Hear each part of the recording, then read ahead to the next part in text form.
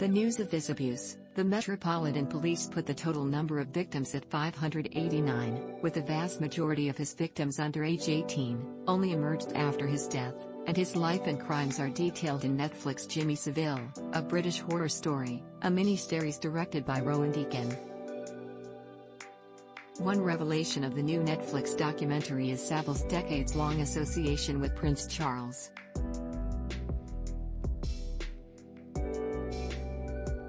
According to The Times, Deacon gained access to dozens of letters in which the prince regularly sought guidance from the presenter.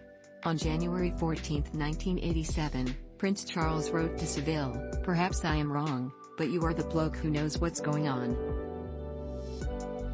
What I really need is a list of suggestions from you.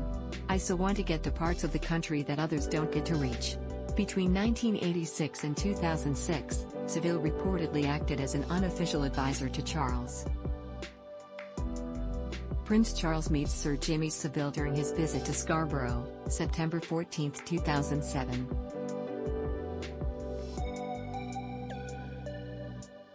Gareth Copley, PA ImagesGetty ImagesIn 1989, Saville wrote guidelines for members of the royal family and their staffs, a 5-page document detailing how he believed the royal family should respond to significant incidents.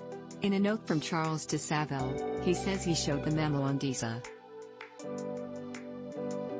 Jimmy Savile, a British horror story filmmakers believe that this document was in response to Prince Andrew's comments following the Lockerbie disaster, when he said, "I suppose statistically something like this has got to happen at some stage. Of course it only affects the community in a very small." Jimmy Savile wrote this dossier, quite an in-depth document of advice, on how the Queen should behave and how members of the royal family should not be in competition with each other. This content is imported from YouTube. You may be able to find the same content in another format, or you may be able to find more information at their website.